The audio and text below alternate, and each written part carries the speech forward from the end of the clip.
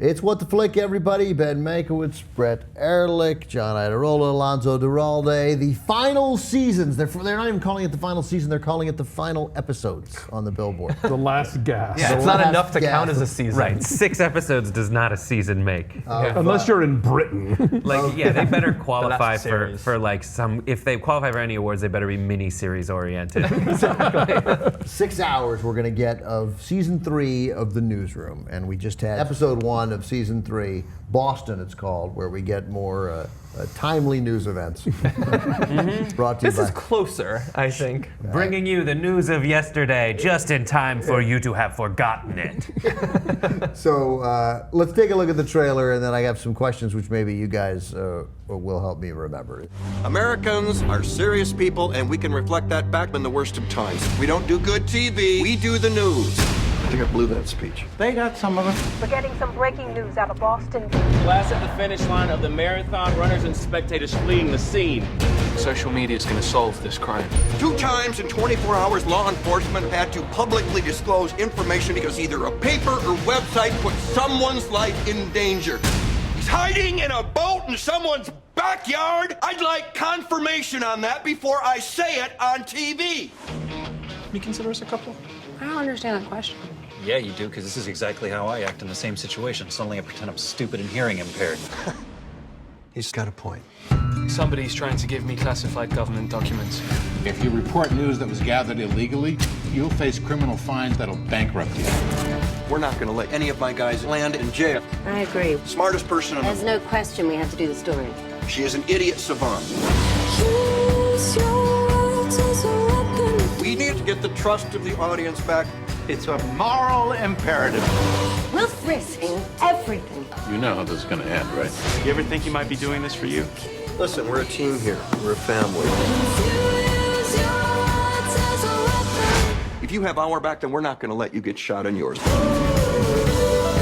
So you guys are not excited coming out of that? I'm excited for the last season. I'm in the tank for this show. I like this show. I know what's wrong with it, and I like it anyway. See, I know what's wrong with it, and it makes it very hard for me to enjoy it. I watched that trailer, and all the elements mentioned in that trailer, plot, character, and otherwise, I like. However, the actual experience of watching it is so difficult for me. The news gathering parts. The news gathering parts. Well, just the all those Sorkinisms. He thinks that's what we like about him. No, what we like about him is the ability to take all these elements and bring them up. How he brings them up. Specifically the moments where like Will's like, what's in my lunch? And secretary girl is able to tell you every single ingredient in his breakfast platter. That is so hard for me to watch because it's yogurt. It takes, just say healthy stuff. Well, there was one nice moment at least where he said, when did Greek yogurt become, never mind. Seinfeld interrupted us. That's the thing. It's just like they're bringing up old news stories that have come and gone. They're bringing up stand-up bits that have come and gone. I want to defend their choice of this because I didn't actually think about it until I was watching the trailer again. I mean, they didn't just choose the Boston bombing because it's a bombing or because it's kind of recent. They did it because it perfectly demonstrates what they're trying to address this season. And it mirrors the problems that they had with the Genoa experience of season 2. Like, this wasn't a time when major news gathering organizations were making massive mistakes because they cared more about being first and being sensational than actually being right. I mean, they went overboard with the speeches and everything, but this is a good case study. And I think they very intelligently allowed themselves to do some sort of season 1 moralizing about how bad all the news is with some season 2, oh wait, we fucked up. Yes. So the filter through which we see everybody else fuck up is we are going to be super extra careful because we fucked up. And now we have to mend our shattered reputation. So it felt like they were indulging in a little of the finger pointing, but at the same time, not from a perspective of that ACN always does everything perfectly, which is what made season 1 often unbearable. It's more self-aware. Exactly. I like, there was a nice moment, a real TV moment from Chris Messina.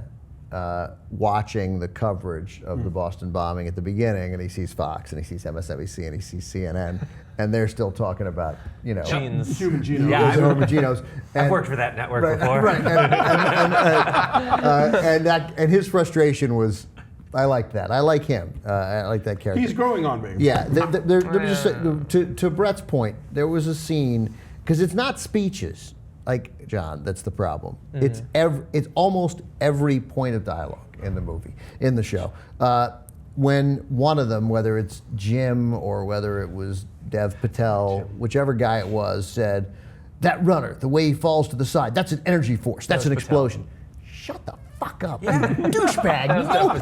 That is excruciating to watch. Excruciating. It is. I think that the viewer has become more sophisticated about the inner workings of things since The West Wing. So I think when we watch this show, and I know that I've worked in news, so for me, I don't think that I'm being cynical. I think I am being realistic, but I can still be noble and idealistic if I don't react the way the people in this show react. Because in this show, when they Nope, you're doing it wrong. That's the problem. Is in this show when people take that moment to say, this whole problem with the news these days is X. They don't sound inspired. They just sound stupid because they don't know how it is. If your job as a news gathering organization is to present the status quo as is, you know enough about what's wrong with it that it doesn't at every moment cause you to take pause. It's like the strings play and we have this moment where we have to turn this ship around. That's right. It's exactly right. It's and there's I think it was the New York Times suggesting that much of the criticism came from people in news or who have worked in news, and it stemmed from resentment that this newsroom was a more interesting and aspirational place than any newsroom they worked in. It's not that. But that's also TV. But yeah, I got it. Yeah, the office is more fun to work at than most offices. Is that a criticism of the show? Without creating a show with a bunch of fucking douchebags. It makes a difference. It took me 4 minutes before I was and I was ready to believe this season was different, and maybe it will be. And look, I like it too, somehow. But I'm 4 minutes in, and I'm like, oh, I forgot these people are all assholes. They're not all. That's it. That's absolutely it. I'm not bitter at them. Right, I just don't like them. Nice lady. I like the speeches. She's the least assholish person in the world, but she is fully Sorkinized in her manner of talking and even her movements. That said, I do think that there's something about the cast of, and I've said this before, even on this show, where the cast of The West Wing had a mastery of Sorkinisms. Yes. And the only people who are able to consistently carry out, in my opinion, that kind of speech is the son who runs the network, Messina. Yeah. He is probably the best at it, and then Don. Those are the only two people on the show who don't seem like sanctimonious pricks. Jim does when he gets into it. Can I criticize something? Because I'm going to mostly not criticize stuff, but I do want to criticize stuff. So one of the big criticisms of the first 2 seasons is obviously the portrayal of women, and they're constantly running into glass doors and stuff like that. And I think he backed off on it, but he still couldn't help that Mac had to lean in as they go to air. Don't get a stain on my dress. That's all she can think about is the stains on her dress as they go live. Maybe we should do this later. It's such a false moment. Yeah. And that's what it is. Like that line about, do I believe that there are people in newsrooms smarter than I am who know and understand how people fall from an explosion? Yes, I do. Maybe all of them, right? Well, no, I've been in newsrooms, not all of them. But there are some. I want this newsroom to be better than all other newsrooms. That's the part that I like. I get it, it's not, and I get it, it's television. But Mac, given what we've led to believe about her, there's no way she would miss the moment of Alison Pill standing up there on air for the first time. It's inconceivable that she would mention to be careful not to spill any. She might say, wish her good luck. She might say, you look great in my dress and you're going to kill it. She might say that, but considering or she would use the joke to loosen her up. Yeah, sure. yeah. But she was seriously joking. Yeah. Or even just give her some mechanical bit of push out from your front foot or something something that that somebody who isn't used to being on camera might not know that she would then pass along. What does that mean? I don't know. I'm making shit up. Oh, I don't. I thought it was a technique, a way to stand. That's when you stand, it's a red carpet thing. Somebody get Elliot at the bare minimum. Forget an EpiPen, but somebody going to Benadryl. It's a very cutesy allergy because I know people with nut allergies and their heads blow up and they have to get taken to the rush to the hospital. Stop at a funny voice. That is so frustrating, and that's the kind of stuff that's they want to create a realist, at least based somehow in reality, and they just don't. Like even if he had just rushed into his own bag and said, I always keep Benadryl with me in case this happens, but we can't do this. It takes 90 minutes for the swelling to go down, but at least I'm not going to die. It would have sent a signal to us that these are moderately relatable people as opposed to... I give her a chance. Great. I feel like I have Stockholm Syndrome with this show. I just sort of forgive it, you know? Yeah. It gives me enough pleasure in certain ways and through certain performances and certain lines of dialogue that other parts I'm just willing to go, and just wait till we get past them, you know? I like it too! I know. Dave is just like, just let me know when Jane Fonda's on. I just want to see Jane Fonda, that's it. Yes. So what are some of those things that you liked about it this time? Euripides can suck it. That was, for one, I thought was really funny. I loved Sloane becoming one with the Bloomberg screen. The green lines coming down. Yeah, that was totally like she was Lucy all of a sudden, you know. Meaningless to me. But. Yeah, I have no clue what any of that stuff was. The getting out of jury duty moment. There's little bits and things here and now. There's just little moments of delivering that. Exactly, little moments of cleverness or character interaction or whatever. You know, the Jeff Daniels, Sam Waterston moments and stuff like that makes me. They were over the top for me.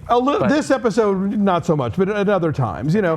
No, there was one line made me laugh out loud about the sports. Let's do sports. Yeah, weirdly, like try out for a team. Right. Also, it was like try out for a team. Like it was like no. Oh, I thought it was what you thought. A callback to. I was doing better when I was doing it. I think it's more of like this is somewhat based on Olbermann. Oh, yeah, that too. Oh, right. Yeah, it's a good point. 3 layers. We all like sports. Gary Cooper, Black Gary Cooper, had 2 lines that drove me crazy as I continue to consult him. One, there are 106,000 hotel rooms in New York. Nobody knows that. Nobody. No one knows that, and nor should anyone know that. He said, because they were trying to find out whether, I don't even remember, for Sloane's story, whether why would he know that? And like, not just say it's impossible to get, whatever, 106,000, he doesn't know that. There's a lot. And then later, when they were talking about television's dead, he was like, I just bought a new plasma, 28 inches. No, that was funny. That was like, look, I don't make a lot of money. We can sort of recognize. I like that. I don't like it. Here's a scene. Here's a scene. Intended to be a joke, and the character knows it's a joke. I didn't get it. 28 inches is comically small. It's a small television. It's a small television. It's not a size that's made. First of all, it might be. It might be. Nope. I've seen it. What's the kind that's in the dentist's waiting room on the wall? You cannot buy a 28-inch plasma. We'll see if Gary Cooper can buy that. Wait, can we talk about one scene that I wanted? So I mentioned this maybe to Ben. So Sorkin has this streak of not liking or trusting the internet, not liking or trusting crowdsourcing of anything. There is no Twitter feed for this show. Is that right? There are Twitter feeds for other them. There HBO wasn't. feeds. There's no Twitter feed for there's this show. one, but it's fake. There's Will McAvoy ACN, right? But there is not. There's no HBO The Newsroom. Yeah, but the thing that bothered me was it felt like 12-minute scene. The only purpose of which was Reddit. You're awful. We don't like you, Reddit. You put people's life in danger. There was a whole marker board for that. All I didn't mind. The problem, I don't like that stuff. Like, I just don't think that this is an effective way to have those discussions. I don't think this show is an effective way to have those discussions. Now, I am thankful to this show for pointing out that these discussions need to be had. I am thankful that this show is like, it does a good job of, despite all the shit that I hate about it, saying, here's the tight spot we're in news right now. Right. And that's great. It's so frustrating that, yes, these are the discussions we need to have. This is seldom the way we need to have it. Frequently this show is, you're right, shut up. Yeah. It's like, yes, I don't dispute anything you say, shut up. But I still enjoy it. And Bibbs had an interesting observation, especially with the Genoa stuff. He's like, why is there never any mention of the Daily Show on this show? Because if they had fucked up something as huge as they did Genoa, they would have been all over Jon Stewart. Right. Well, because I think, and this was my original problem with the show, is like every kind of way this show tries to make headway, the Daily Show does every single day better. By criticizing the news. And in the moment, not a year or two later. Yeah, I mean, a much smaller version of what they're ideally trying to make. Like, they're not doing round-the-clock news gathering at the Daily Show, obviously. Like, right. I love what the Daily Show does, but I'm saying he's trying to do something. They're necessarily constrained by their origins on a comedy channel, whereas he's hoping to take those lessons and say, okay, like, we've had the Daily Show for 12 years now. Let's fucking get with the program and let's catch up. But the best thing about season 2 in Genoa was that they were working on something fictional. And through that, using that as a way to talk about what doesn't work in the media today, what's fucked up about the news. No, it's great, but that's much more effective when it's something that they made up from whole cloth, and it's not something that they get a 2-year hindsight to say, well, this was wrong and this was wrong. Well, that's why we're going to be going to Kundu soon. So Kundu, let's talk about Kundu. That's why. That's straight out of Lord of the Rings. Enough with the Mordor and Kundu. Like, it works better. Like, why not? I was worried that was a story I'd forgotten about. I almost Googled Why not it. make up the site of the Boston Marathon? Like, it's Boston. We got that. Find a real country. Kundu. No, because then you'll get criticized by that country. They don't want to be portrayed as... No one cares. No one cares. That country will. But it's like, right, but You have to make Kundu up the was, country. well, come up with a better name. Ishtar. South Kundustan. By the way, South Kundu would be better than Kundu. It's so muddy. It's so muddy. It's so awkward. God, it's painfully awkward. But then, but what I'm curious about is then whether you remember, I guess anybody here, but was the stuff true about the unnamed suspect in the Boston Marathon? I know they got a suspect's name wrong. That the New York Post, I thought, got a suspect's name wrong in the Boston. Post ran the pictures of the two guys who were not suspects, as it turned out. And then the Reddit thing, that was true. I remember that. I don't remember that. I do remember that. Selective memory, Reddit so the name they used, that name was probably real. Yes. Probably real, of the person. More death threats coming in today. But also, like, it's not a big deal, but look, we work at an internet news commentary site.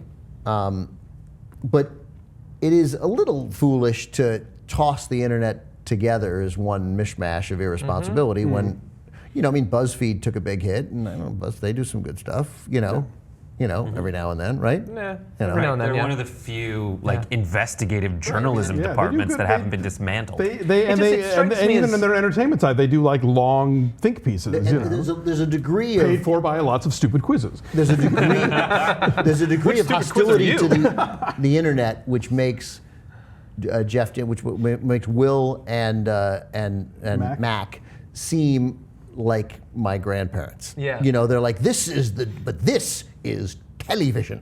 I listen to XM, and they constantly are ripping on. They go to these places, live events to cover. Oh, there's these journalists with podcasts. They just have a microphone. It's like you just sound so weak. Like this thing is becoming big. You're on just XM down radio, dude. Nobody's listening. I got it. Exactly. It strikes me as like it's so backwards. Like you said, grandparents. Right.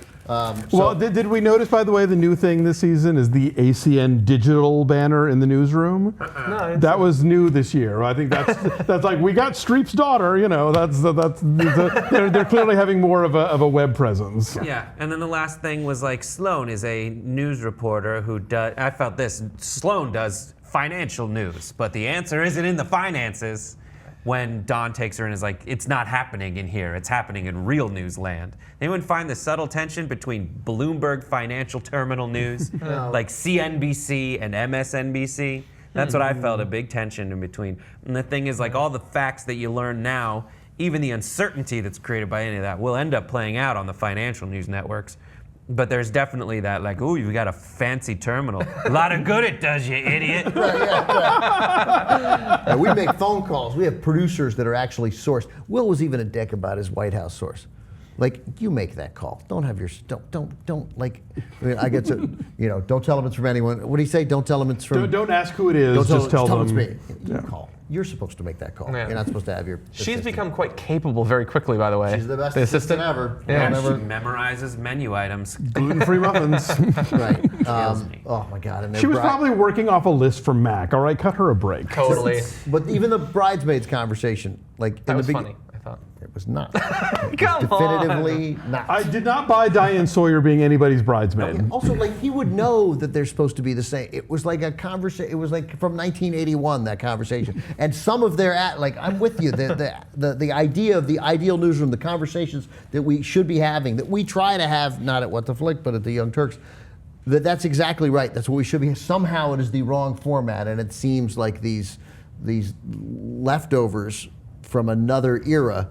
From an era of Cronkite and Frank Reynolds and Brokaw, they aren't pulling it off. I don't know. I just within seconds, of that conversation, the bridesmaids conversation, I was like, oh, Right. nope, it's exactly the same. And they just seem like idiots. They don't need to give up. The show you love to hate. I do. I think, look, I'm excited. watching it. No, I love it. There's only I would watch 2 hours in a row. There's only 6 episodes. It sounds like they've got pretty much it's full already. They might continue with Boston. They might move on. I don't know. But they also have the hostile takeover and they have the Kundu. I mean, that's going to be the whole season. Act 1, Act 3. Oh, can we talk about Act 1, Act 3? Yeah. Because just the whole thing, it sounds like Aaron Sorkin's like, all right, so this is not the 3rd act. This is the end of the 1st act. So if you had any problems with seasons 1 and 2, that was just like a really long 1st act. It's going to have so much more development now. Yeah, in 1/5 the time of a previous one. Crammed in a half a season. Or there's something else coming, or he's got another thing that isn't the newsroom, but that will continue this conversation. I saw a headline that he said he didn't want to. He thought news. he didn't want to write any more TV after I this, know, I but read that too, so who knows? Who knows? All right. Anyway, Will we be glued to this? Yes, we will. apparently we will. Damn it.